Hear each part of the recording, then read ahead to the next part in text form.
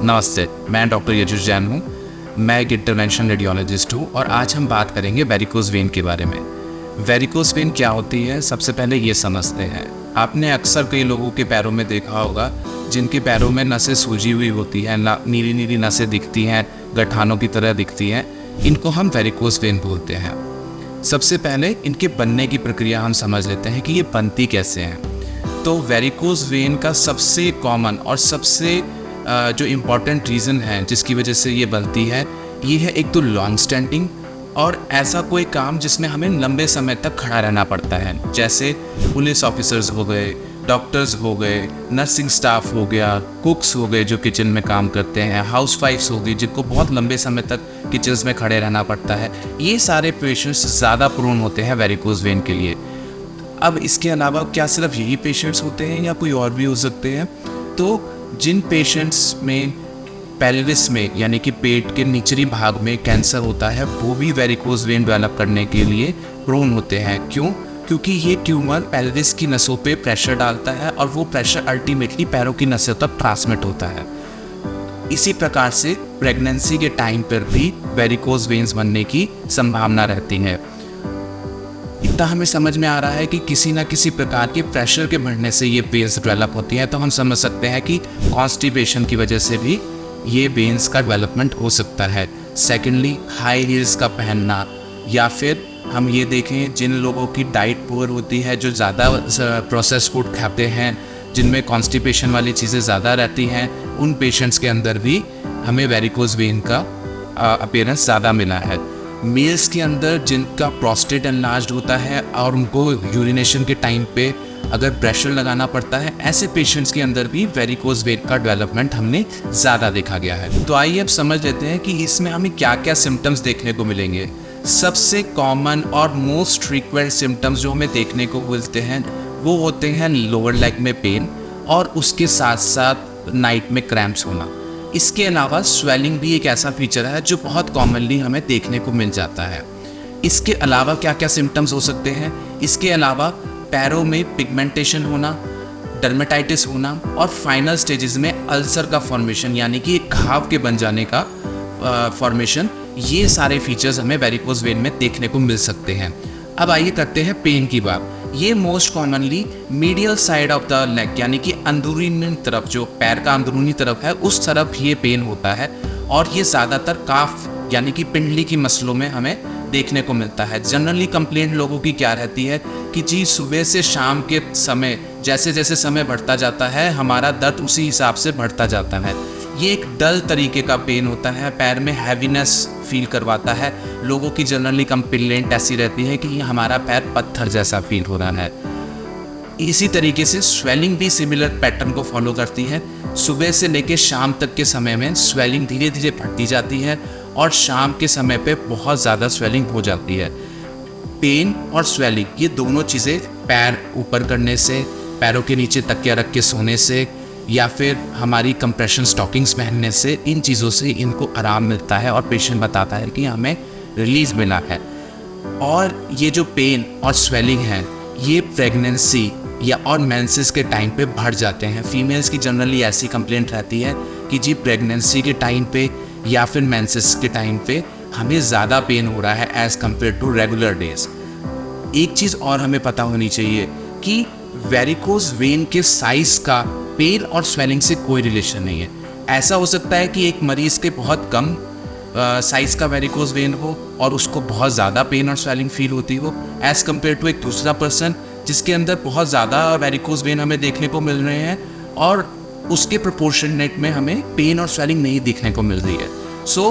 ये एक मिसकंसेप्शन है जो कई लोग मानते हैं कि वेरिकोज वेन के साइज़ ज़्यादा होंगे तो पेन और स्वेलिंग भी ज़्यादा होनी चाहिए। ऐसा बिल्कुल भी नहीं है। ये थोड़ा सा सब्जेक्टिव चीज़ है, पर्सन टू पर्सन वेरी करता है, प्लस इसका साइज़ और उसके साथ कोई भी रिलेशन नहीं है। स्वेलिंग के साथ साथ क्या होता है, ये सबसे कॉमनली एंकल साइड पे आती है और इसके साथ साथ धीरे धीरे वहाँ के एरिया की थिकनिंग होने लग जाती है। वहाँ पे थोड़ा थोड़ा स्किन का थिकनिंग बढ़ने लग जाती है। अब बात करते हैं कि इसमें हम डायग्नोसिस कैसे करते हैं। सो वेरिकोज वेन का डायग्नोसिस बहुत ही आसान है, ये तो कोई आम आदमी भी कर सकता है। हमें साफ साफ देख के पता लग जाता है कि अरे पैरों की नसें सूजी हुई हैं, और लेकिन फिर भी हमें मेडिकली भी तो इसको कुछ तरीके से डायग्नोसिस करना पड़ेगा। तो उसका तरीका होता है कि हम एक अल्ट्रासाउंड डॉपलर करवाएं, वीनस डॉपलर, जिससे हम पैरों की नसों की वेन्स के बारे में स्टडी करें और ये देखें कि वेन्स के अंदर डायलेटेशन कितना है, वहाँ से क्या क्या परफोरेटर फॉर्मेशन हो रखी है, और ऐसा तो नहीं है किसी टाइप की वॉल इनकॉम्पिटेंसी है। ये सारे फीचर्स अल्ट्रासाउंड पे डिटेक्ट हो जाते हैं। मोस्ट ऑफ द केसेस का डायग्नोसिस हमारा अल्ट्रासाउंड पे ही बन जाता है और उसके बेसिस पे हम ट्रीटमेंट इनिशिएट कर सकते हैं। बट कभी कभार हमें सीटी स्कैन, जिसमें हम कॉन्ट्रास्ट के थ्रू वेन की स्टडी करते हैं, उसकी भी रिक्वायरमेंट पड़ सकती है, ये देखने के लिए कि ऐसा तो नहीं है कि ये वेरिकोज वेन का जो कॉज है वो कोई डिफरेंट कॉज है, कोई सेकेंडरी कॉज है, किसी और कारण की वजह से वेरिकोज वेन का फॉर्मेशन है। फॉर एग्जांपल पैरों की नसों में खून का गत्ता बनना, या एक स्पेशल बीमारी होती है मेथर्नर सिंड्रोम, जो कि फीमेल्स में ज़्यादा कॉमन देखी गई है और उसमें सिर्फ लेफ़्ट साइड की वेरिकोज वेन हमें देखने को मिलती हैं।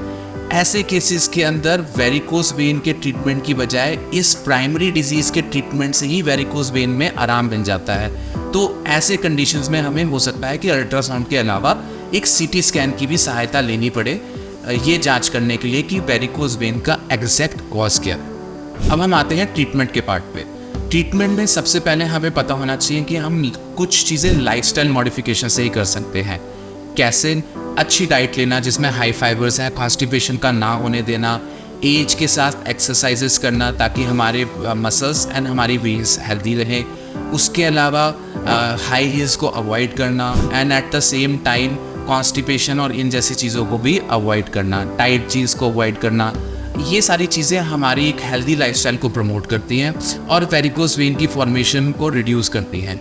पर अगर आपकी जॉब ऐसी है कि जिसमें लॉन्ग स्टैंडिंग आपको करना पड़ता है, जैसे डॉक्टर्स हो गए, पुलिस ऑफिसर्स हो गए, या आपको है किसी जगह पे, सो ऐसे केसेस में आप क्या कर सकते हैं कि आप अपनी ही जगह पे खड़े होके कुछ एक्सरसाइजेस कर सकते हैं। स्पेशल एक्सरसाइजेस जैसे फिंगर्स, टोज, इन सबको मूव करना, अपनी ही पोजीशन पे हल्का ऊपर नीचे जंप करना। इससे जो हमारे पैर की वेन्स का सर्कुलेशन है ये एस्टेब्लिश रहता है। सेकेंडली हम आते हैं नेक्स्ट चीज़ पे, that is known as compression stockings. ये स्टॉकिंग्स पहनी जाती हैं नीचे से ऊपर की तरफ, और इनका मेन रोल ये रहता है कि हम सारे के सारे जो ब्लड की पूलिंग हो रही है पैरों में, उसको अवॉइड करके ब्लड को वापस सर्कुलेशन में भेज पाएँ। बट अगेन कंप्रेशन स्टॉकिंग्स जैसे हमने देखा है उसका बहुत अच्छा कंप्लायंस नहीं रहता है पेशेंट्स के साथ। पेशेंट्स जनरली लाइक नहीं करते हैं कंप्रेशन स्टॉकिंग्स को पहनना। क्यों? एक तो वो बहुत टाइट होती हैं and specially during summer times वो बहुत इरिटेशन और अनईजीनेस पेशेंट्स को क्रिएट करती है। So long term solution compression stockings नहीं रहता है for most of the patients कुछ महीने तो पहनते हैं पर जनरली इनको छोड़ देते हैं। सो बट हाँ, लेकिन फॉर एग्जांपल आप अभी सर्जरी के प्लानिंग में नहीं है, या कुछ घर में काम है कि आप अभी सर्जरी नहीं करवा सकते हैं या वेरिकोज का ट्रीटमेंट नहीं करवा सकते हैं, सो हम ये कर सकते हैं कि कुछ स्पेशल डेज जहाँ आपको पता है कि आज घर में मेहमान आने हैं, या हमें ट्रैवल करना है, ज़्यादा लंबे समय तक हमें बैठा रहना पड़ सकता है या ज़्यादा लंबे समय तक खड़ा रहना पड़ सकता है, उन दिनों पे हम कंप्रेशन स्टॉकिंग ज़रूर यूज़ करें ताकि उस दिन की इवनिंग पे हमें ये पेन, स्वेलिंग जैसे सिम्टम्स को कम फेस करना पड़े। नेक्स्ट लाइन ऑफ थेरेपी आती है कि हम इसको सर्जिकली ट्रीट करें। इसमें हम स्ट्रिपिंग ऑफ वेन्स करते हैं और या फिर परफोरेटर लाइगेशन करते हैं।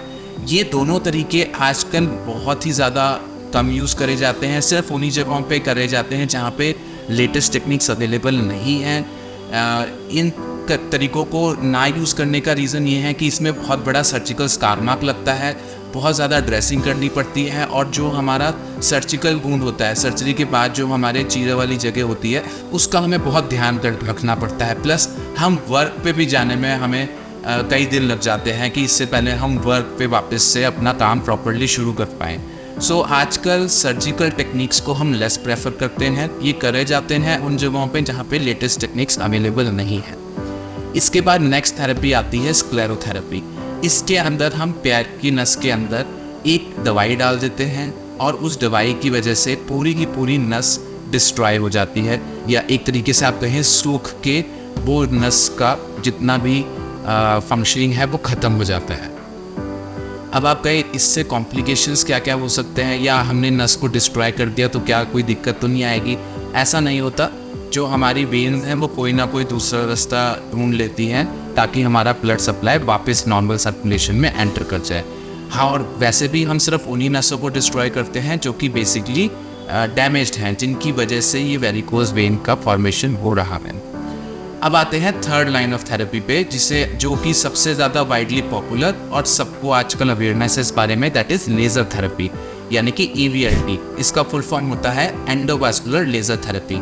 इसके अंदर हम पैर की नस में एक सुई लगाते हैं और उसी सुई के थ्रू हम एक लेज़र फाइबर पैर की नसों में डालते हैं, और पूरी लेंथ ऑफ जो हमारी ख़राब नस है, जो डैमेज नस है, जिसकी वजह से वेरिकोज फॉर्मेशन हो रही है, मोस्ट कॉमनली ये ग्रेट सेफनेस वेन और शॉर्ट सेफनेस वेन होती है, इनको हम पूरी की पूरी वेन्स को हम डिस्ट्रॉय कर देते हैं।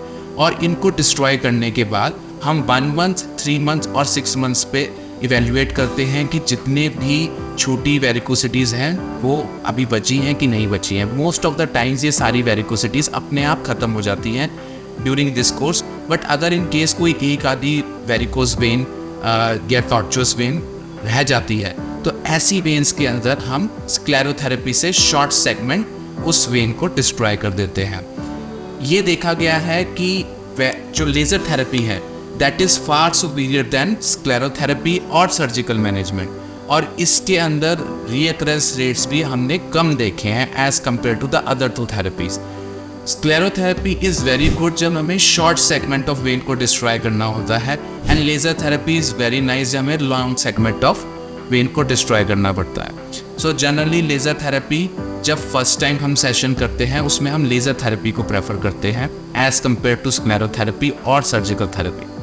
एंड जैसे मैंने आपको समझाया 1 मंथ, 3 मंथ एंड 6 मंथ्स पे अगर कोई शॉर्ट सेगमेंट ऑफ वेन बच भी जाता है जिसे हमें लगता है कि इसको भी डिस्ट्रॉय करने की ज़रूरत है, उसको हम स्क्लेरोथेरेपी से डिस्ट्रॉय कर देते हैं। अब आप ये सोचेंगे कि 1 मंथ, 3 मंथ, 6 मंथ्स पे हमें फिर से पूरा सेशन करने की ज़रूरत है, फिर से एडमिट होने की ज़रूरत है। नहीं, ऐसा नहीं होता। जो स्क्लेरोथेरेपी है ये OPD बेस्ड प्रोसीजर है और इसका बहुत ज़्यादा कॉस्टिंग नहीं होता, लेज़र थेरेपी जैसा कॉस्टिंग नहीं होता। ये माइनर सा आपका बहुत ही it's just like taking a blood sample, और इसके चार्जेस भी बिल्कुल इसी तरीके से ही रहते हैं। ये बहुत एक्सपेंसिव प्रोसीजर नहीं है। एंड अगेन 90 to 95% पेशेंट्स में हमें स्क्लेरोथेरेपी की ज़रूरत नहीं भी पड़ती है। सिर्फ 5, यानी कि अगर हम 100 पेशेंट्स कर रहे हैं तो उनमें से 90 to 95% पेशेंट्स को वेरिकोज वेन के लेज़र एब्लेशन के बाद ज़रूरत नहीं पड़ती है कि वो किसी भी टाइप का ट्रीटमेंट करें। एक चीज़ और हमें पता होनी चाहिए कि जो ये लेज़र का ट्रीटमेंट है, इस ट्रीटमेंट को हम इसमें पेशेंट को बेहोश नहीं करते हैं। इसमें हम 2 तरह के एनेस्थीसिया देते हैं, या तो हम फेमोरल ब्लॉक देते हैं या हम स्पाइनल एनेस्थीसिया देते हैं। स्पाइनल एनेस्थीसिया के कुछ अपने कॉम्प्लिकेशंस होते हैं। कई पेशेंट्स ऐसा बोलते हैं कि स्पाइनल एनेस्थीसिया के बाद स्पाइन में पेन का इशू रहता है, तो प्रेफरेबली यही रहता है कि हम इसको फेमोरल ब्लॉक के साथ पेशेंट को परफॉर्म कर दिया जाए। बाकी अगेन ये चॉइसेस पेशेंट की होती हैं कि पेशेंट कैसा ट्रीटमेंट चाहता है और किस टाइप का एनेस्थीसिया चाहता है। दोनों ही तरह के एनेस्थीसिया पेशेंट को ऑफर करे जाते हैं। पूरा बेहोश करने की ज़रूरत नहीं होती है क्योंकि अगेन ये प्रोसीजर पेनलेस होता है। आपको पता ही नहीं लगेगा कि कुछ प्रोसीजर करा भी जा रहा है आपके साथ। आप बात कर सकते हैं। इनफैक्ट आप देखेंगे पेशेंट्स के रिव्यूज़, तो वो कई बार पूछ रहे होते हैं कि डॉक्टर साहब वो भी गया प्रोसीजर, उनको आइडिया ही नहीं लगता कि प्रोसीजर ख़त्म भी हो चुका है। सो एंड फाइनली आजकल एक और नया लेटेस्ट तरीका आ रहा है जिसे हम ग्लू थेरेपी बोलते हैं। इसके अंदर एक ग्लू टाइप का सब्सटेंस वेन में इंजेक्ट करा जाता है और पूरी की पूरी वेन को सील ऑफ कर दिया जाता है। अगेन इसके और लेज़र के थेरेपी के ट्रीटमेंट लगभग सेम से ही हैं।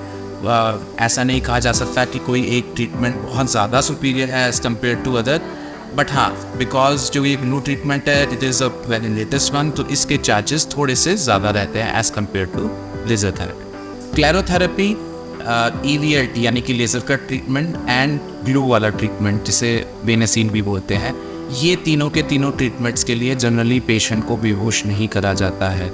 सिर्फ और सिर्फ पेरिफेरल ब्लॉक्स या स्पाइनल एनेस्थीसिया में ये पेशेंट्स परफॉर्म करे जाते हैं। 8 आवर्स टू 1 डे का रेस्ट दिया जाता है and next day patient discharge होके अपने घर पे आराम से रेगुलर अपनी एक्टिविटी शुरू कर सकता है। प्रिकॉशंस के तौर पे हम पेशेंट को ये एडवाइस करते हैं कि वो for the next 4 to 6 weeks compression stockings पहने and at the same time हम कुछ मेडिकेशंस प्रिस्क्राइब करते हैं जो कि रिकवरी में हेल्प करती हैं एंड साथ के साथ पेशेंट्स के लिए ये एडवाइस रहता है कि अगर वो कुछ समय तक ड्राइविंग को अवॉइड कर सकें तो दैट विल बी ग्रेट।